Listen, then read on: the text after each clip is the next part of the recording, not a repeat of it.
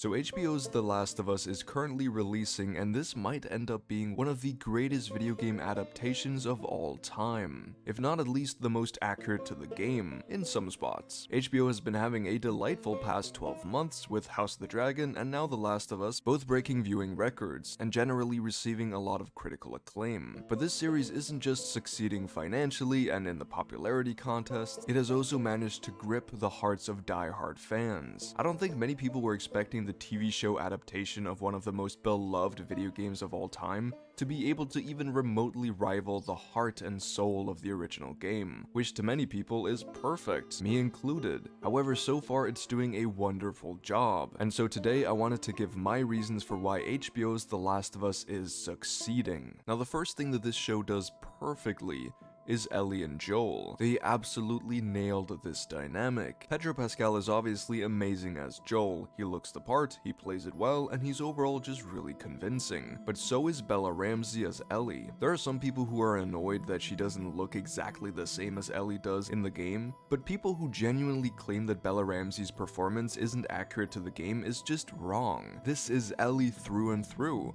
Bella Ramsey perfectly encapsulates the innocence of Ellie, her curious and childish nature, getting excited at everything she sees from the old world. However, she also perfectly captures the toughness of Ellie. She's not just a child, she's a child who has seen and experienced way too much, and it has hardened her. She's very mature for her age, but she's also a jokester. The banter she has with Joel is incredibly entertaining, and it's fantastic to see him slowly begin to warm up to her, because how could he not begin to care for this goofball? But I also love how much these feelings scare him. Their dynamic is by far the heart of the show, and the fact that they've nailed it so far is one of the main reasons why this show is receiving so much praise. However, everything around Joel and Ellie has also been wonderful to watch. Most of the side characters are interesting, such as Tess, Tommy, Marlene, Henry, Sam, Bill, and Frank, who we will talk about later, and overall the characters have been done justice, which is really important because they're what makes this story so special. However, the production of the show is also really good. The fact that most scenes look straight out of the game is insane. The set pieces, the practical and visual effects, the costumes and makeup, the props, it's all really well made. The music is of course also brilliant, which is a no-brainer when looking at the franchise, but I still like how the soundtrack sounds so familiar, but still has its own unique flair to it. The way they've created this show is, in my opinion, almost flawless, and any inconsistency that I find takes nothing away from my overall enjoyment. This is a show filled to the brim with heart, emotion, and really solid writing, but the technical aspects of the show are also really impressive. Now, one topic that is always considered when talking about video game adaptations is how accurate is the show actually to the game, and honestly in some scenes they're exactly the same. This show occasionally does deviate from the game, which is natural because they're different mediums, each with their own strengths and weaknesses. However, the show knows when to be accurate and when to deviate from the game. When it does follow the original story, then it does it in an extremely detailed manner. Some of the scenes are almost one-for-one copies of the game, and it works really well. These are often the vital moments that, if altered in any way, would simply take away from what made them special in the first place. This was, for example, the case in the first episode, where despite receiving some more context to a lot of the scenes, the important moments all felt familiar, and they were executed perfectly. The show has begun deviating more as the season has progressed, but we still get scenes like Ellie reading the magazine, which was too funny and too important to Joel and Ellie's relationship to leave out. I like how Neil Druckmann has explained this. He says that when they can do a scene as good or worse than the game, then they'll stick to the game. But if they can make changes to the game's story that make sense and elevate the story, then they'll do that. It's an awesome opportunity for them to expand on things that they never got to do in the game. And honestly, for the most part, all the changes they've made are completely valid. I'm fully on board with them showing more of the outbreak and giving more context from other places in the world, which is something the game doesn't really mention much. There's also the controversial decision to remove spores, which makes complete sense given how they're adapting the game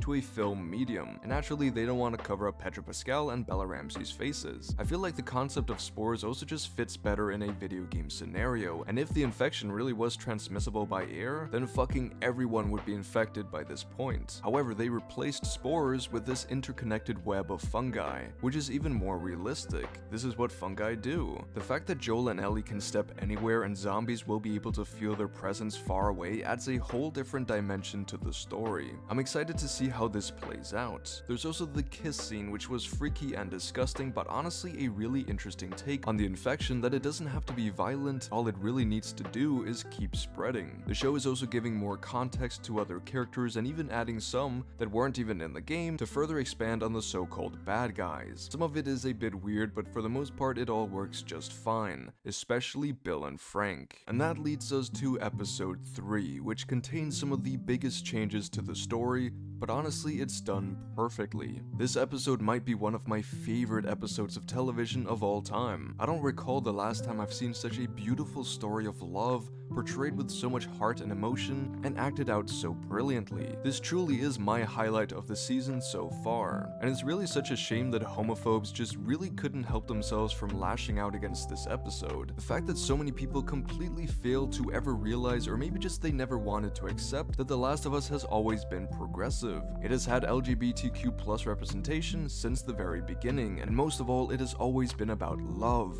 Indiscriminate love. Love in all its forms. Love. It's not about zombies like Ben Shapiro seems to believe in his thinly veiled homophobic hatred of this episode. No, it's about love, and this episode fully encompassed everything The Last of Us is. It's a bummer that this episode got review bombed, and no matter what people try to say to criticize this episode, like yes, why was Bill standing out in the middle of the road when he's a survivalist? However, no one can excuse over 30,000 1 out of 10 reviews. The hate towards this episode should not be seen as anything other than straight up homophobia. It's disgusting, it's pathetic, and it's sadly still a problem. However, at the end of the day, these people don't fucking matter. A score on some website doesn't matter. What matters is what this episode made us feel, and I genuinely hope that it made some people see things that they've previously been very uncomfortable with in a completely new light. That love is beautiful. It's a sentiment that feels lost nowadays, and while watching this episode, it made me realize that even though I think of myself as an overall positive, accepting, and caring person, I still have so much pent-up spite and anger within me for so many things, and it's fucked up. I think a lot of people will be able to relate when I say that there are way more things in society, especially online, that angers and upsets us than things that truly make us happy. Watching this episode didn't show me that true love exists, because I know that I've already found it, but it reminded me that love is really all that matters. If I'm not living for love, then what the fuck am I doing? Whether it's love towards myself, towards the people who make me feel whole, or to the aspirations I have for myself. Living for and with love is what truly matters. And trust me, I never thought I'd be preaching like this, but that's just how inspired I am of this episode. My penis was oscillating. This is the kind of story that can teach us lessons like these, and I'm sure each and every one of you who felt something watching this got something different out of this episode than I did, and that's wonderful. Hearing people talk about this love story and what it meant to them filled me with so much joy, and it's a testament to how talented these writers are that they managed to turn an interesting but overall very underexplored subplot from an otherwise amazing game into my favorite part of the show. Listen, I love Ellie and Joel's interactions, I love the music and the production of the show, the acting is phenomenal, and the action is engaging and really benefits from being so rare. However, the love story between Bill and Frank is a story that I think I'll remember for a very long time. It was truly something special, and if this is the level that they can reach when they go beyond the game, then I'm absolutely here for it. So yeah, I hope this show continues to hit as hard as it has been doing so far. I think the few tweaks they can do to part 2 while splitting it up into a couple of seasons will switch up a lot of people's opinions on that game. At least from what we've seen so far, I have complete faith in the showrunners and everyone else who's involved. They haven't given me reason to doubt them yet, and so I want to see how far they can take it. But what do you think of The Last of Us? Do you like it? Do you dislike it? Leave your own opinions down below. But other than that, leave a like if you enjoyed, check out my memberships and my Patreon. Thank you to my supporters including Ben Joseph and Sam Coolidge, and peace out.